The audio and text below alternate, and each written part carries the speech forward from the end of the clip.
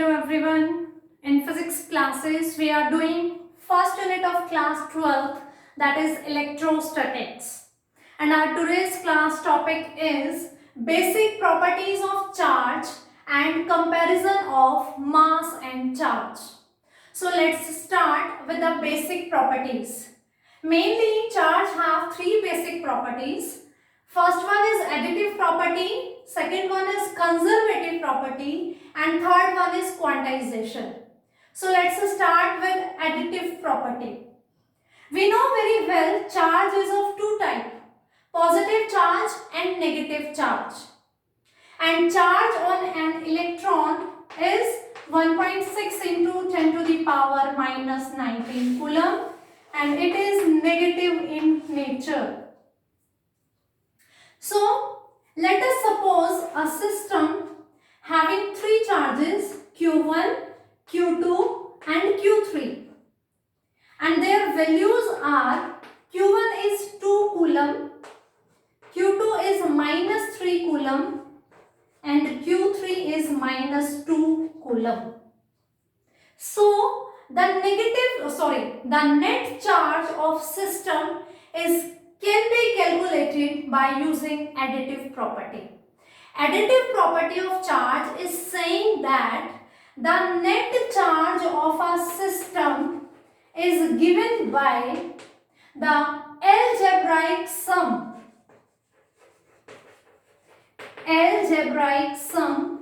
of all the charges present in the system. We are having a system having three charges and their values are Q1 is equals to 2 coulomb, Q2 is equals to minus 3 coulomb, Q3 is equals to minus 2 coulomb. So the net charge is given by algebraic sum. Algebraic sum means we need to consider their signs while adding them. So the net charge is given by Q1 plus Q2 plus Q3 using their values with their signs. Q1 is 2 coulomb, Q2 is minus 3 coulomb, Q3 is minus 2 coulomb. 2 minus 3 minus 1, minus 1 minus 2 minus 3 coulomb. Or we can do 2 coulomb positive, 2 coulomb negative. I left with minus 3 coulomb. It is just the mathematics how you are going to add them. But the thing is, to calculate the net charge of the given system, always we need to do algebraic sum. That means while adding all the charges, we need to consider their signs also. Because charge is of two types, positive and negative. So this one is about the additive property. Now if you have different systems, one is having 5 charges, one is having 10 charges, one is having 2 charges, you need to calculate the net charge of system and you can calculate that net charge by doing their algebraic sum. You need to add all the charges by considering their signs. I hope this additive property is clear to you. So now moving to the second property, that is conservative property. The word conservative, I think this is not new for you. You are well familiar with so many conservative laws. The very famous is law of conservation of energy. Energy can neither be created nor be destroyed. I hope you have listened this. So let's moving to the second property, that is conservative property of charges. This is also very similar to the law of conservation of energy. This is saying that for a particular system, the net charge always remains constant or the net charge always remains conserved. This is the law of conservation of charge, that for a particular given system, charge can neither be created nor be destroyed. It can only transfer from one atom to another.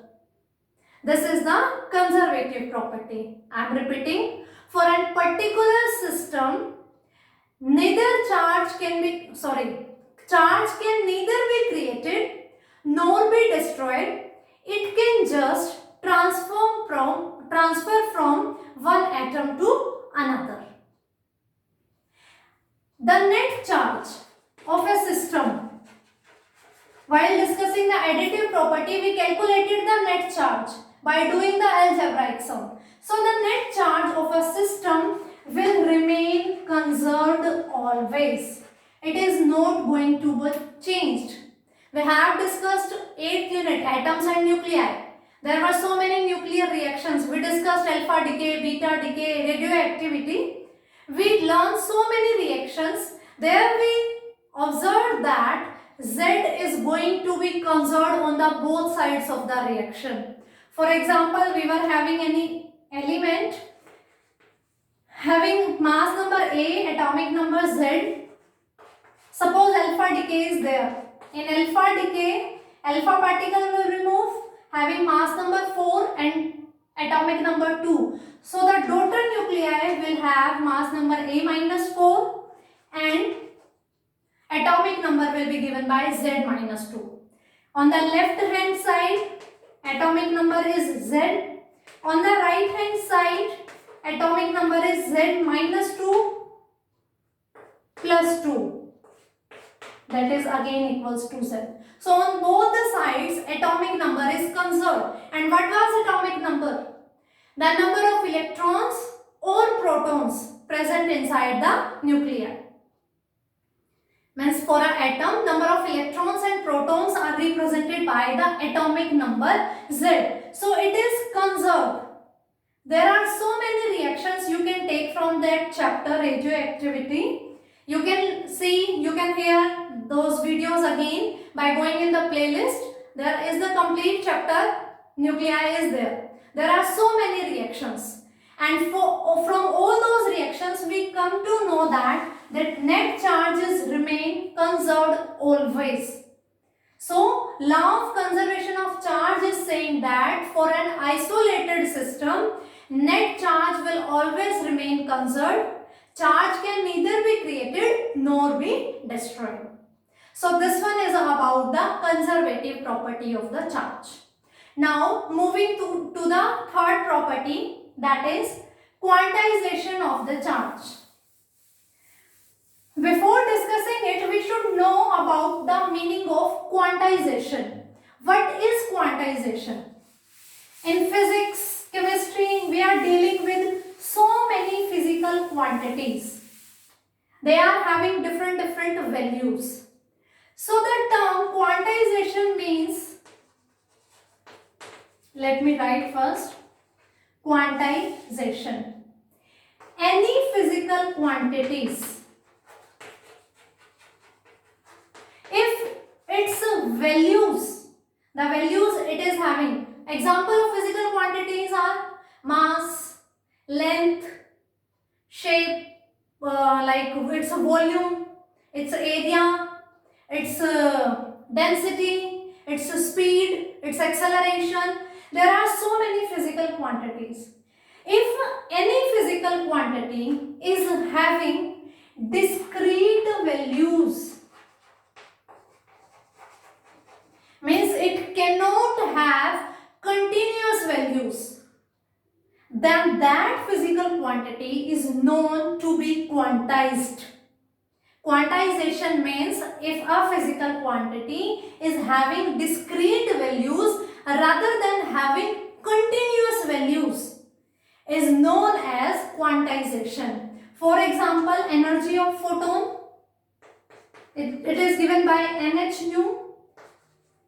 It can be written as, for first h nu, for second it is 2h nu, for third one it will be equals to 3h nu, and so on.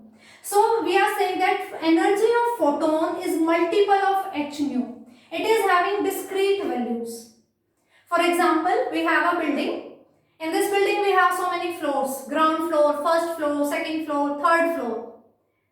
We cannot write that number of floor is continuous, like 1.1, 1.2, 1.3, or more decimal values, 1.11, 1.12, like this. The number of floor cannot be like this. The number of floors, ground floor, first floor, second floor, they are having discrete values. So any physical quantity which is not having continuous values but having some discrete values is known as quantized physical quantity. Here we need to discuss the quantization of charge. So we need to discuss the quantization of charge. Quantization of charge means charge should also have discrete values rather than the continuous values. What was the origin of charge?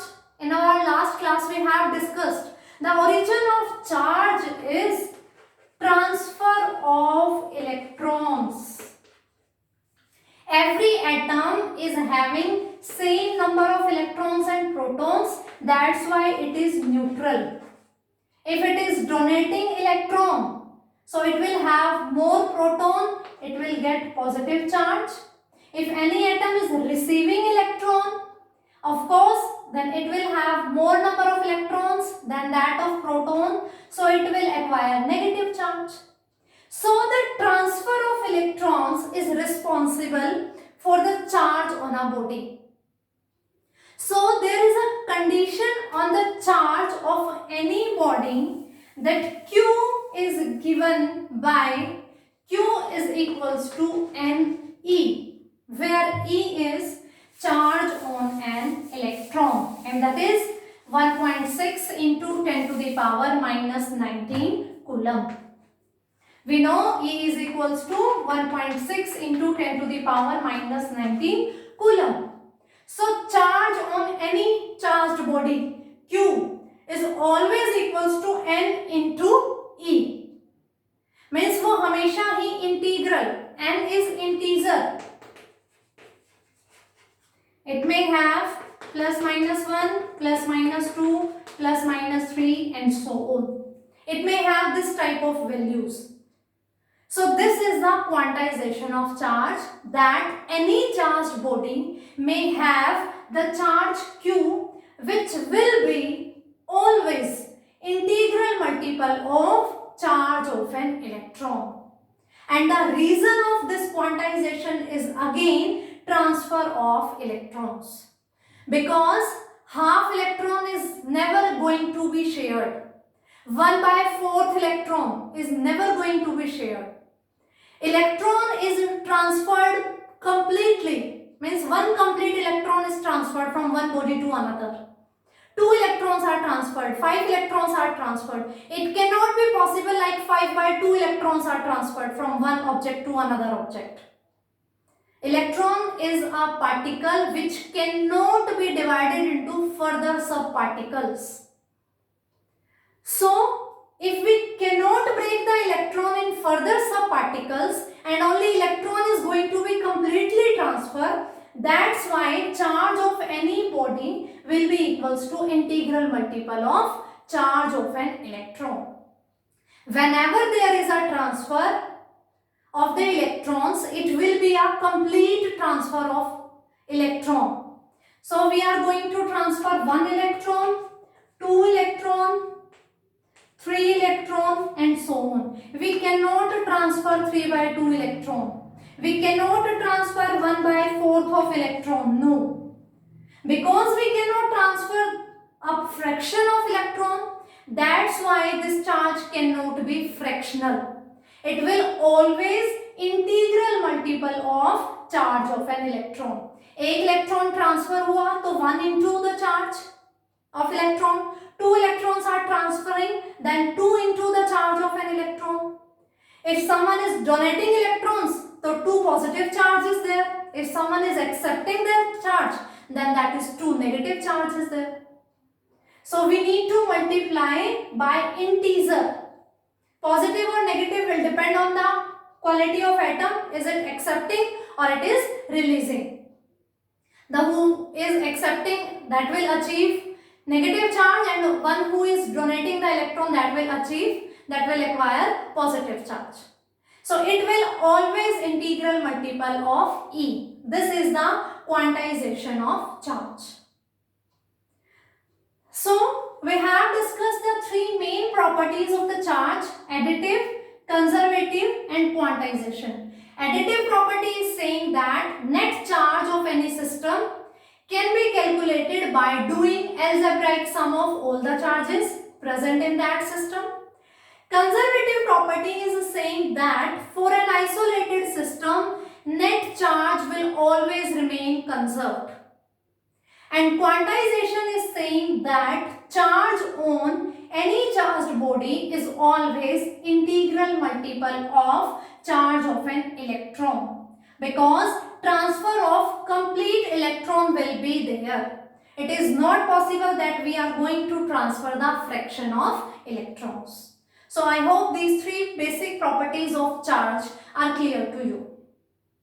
So now moving to our next topic, that is comparison of mass and charge. You know very well, mass as well as charge, both are the intrinsic properties of the matter. They always exist. But we know there are few things which do not carry any charge with them. For example, photons, they do not carry any charge. Neutrons, they also do not carry any charge. So let's discuss the comparison of mass and charge. The first thing is, mass is always positive. Of course, any matter, if it is existing in nature, it possesses some mass, and that mass is always going to be positive. But the charge, it can be positive, it can be negative, or it can be zero. For positive, example is proton. For negative, example is electron, and for zero, example is neutron. A single atom is giving you all the examples which are having different kind of charges. The physical quantity or the any body which is having zero charge, they are also known as neutral in nature. Mass is not quantized because mass can have continuous values. But charge is quantized. Right now we have discussed this thing. Mass is increases with the speed of that particle.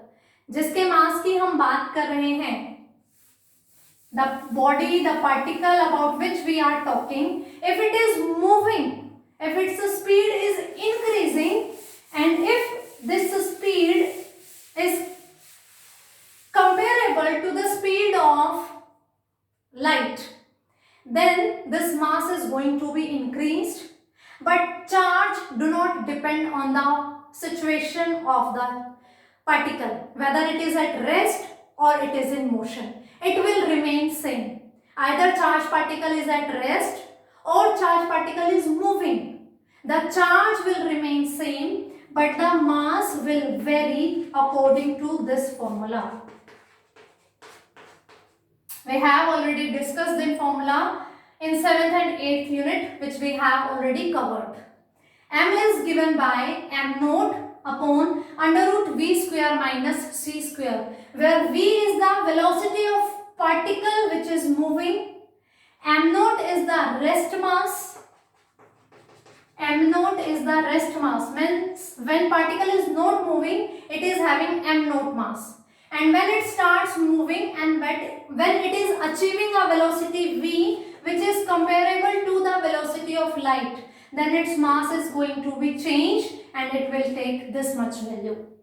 So mass is changing with the speed of particle, but the charge will remain same during the motion or as well at the rest.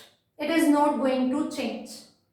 The next is, in between the various masses, m1 and m2, two masses are there. The force of interaction between them is gravitational force. In 11th class and 6th unit, gravitation, you have discussed this, universal law of gravitation. Force was given by G m1 m2 upon r square. Force of attraction between the two masses separated by a distance r. So this force is always going to be attractive because mass is always positive. It do not have kinds like positive and negative. But because charge is having types positive as well as negative, and we know similar charges will repel each other and opposite charges will attract each other. So the force of interaction between the various charges may be attractive or repulsive. It will depend the nature of the charged particles. So the difference is the force of interaction between various masses is always attractive, and the force of interaction between the charged particles, it may be positive, attractive, or it may be repulsive depending on the nature of the charged particles which are interacting with each other. The next one is a body having mass may or may not have charge. Means mass can exist without charge. We have so many examples which are having mass but they do not have charge. For example, neutron. Neutron is having mass 1.67 into 10 to the power minus 27 kilogram, but it do not carry any charge. It is neutral. So mass can exist without charge, but charge cannot exist without mass. If a body is having some charge, then of course it is having some mass. A charged body must have some mass with it. That means charge cannot exist without mass. If we do not have any body which is not transferring any electrons, neither achieving nor donating, so how can it get charged? So to exist the charge, mass should be there, but a body which is having mass, it's not necessary to carry a charge with it. That means mass can exist without charge and charge cannot exist without mass. So this one are the differences between the mass and charge. Once more I am repeating. Mass of any body is always positive, but the charge may be positive, negative or zero. Mass is not quantized, but charge is quantized. We have discussed in the basic properties. Mass of a moving body is changing with its speed, but the charge will remain same whether the particle is at rest or it is moving with any speed. The force of interaction between different masses always be attractive, and the force of interaction between various charges, it may be attractive, it may be repulsive. A mass can exist without charge, but a charge cannot exist without mass. So I hope these three basic properties and comparison of mass and charge is clear to you. A very small thing which is very important, I want to discuss it with you. We are saying that charge is there only when there is a transfer of electrons. We are saying electron is transferred. Atom X, another is Y. It was having some mass M1, it was also having some mass M2. After a process, somehow this X is donating electrons and this Y is accepting these electrons. Then what will be the effect of their masses? I am repeating. Suppose I am having two objects X and Y. Its mass is M1 and its mass is M2. And somehow we did a reaction that X is donating its suppose one electron to the Y and it is accepting this electron. Then will there any change in their masses? Of course there will be the change in their masses. We know the mass of an atom can be calculated by adding all the masses of electrons, protons and neutrons. And if it is donating the electron, means it is having now less number of electrons with it, then the new mass M1 dash will be smaller than M1. Why? because it has donated one electron. Now it is having one less electron. Because we know electron is having very small mass, but it is having some mass now. So whenever it is going to release the electron, its mass will decrease. And the atom who is accepting, who is gaining this electron, its mass is going to be increased because there is one more electron now with it. It is having some mass. So the positively charged particles, if we are comparing the masses of atoms, now it will become the X positive and it will become Y negative. So if we compare X and X positive, then there will be decrease in mass. And if we are comparing Y with Y negative, before Y was having no charge and now it is having a negative charge, of course its mass is going to be increased. This will help you in the numericals. If someone is donating the electron now, of course it is going to lose some mass, and someone is accepting the electron, it is going to gain some mass. This was the example I have discussed, transfer of one electron only. There may be transfer of 10 electrons, there may be transfer of 5 electrons. So accordingly their masses will change. Positive particle will lose some mass and negative particle will gain some mass.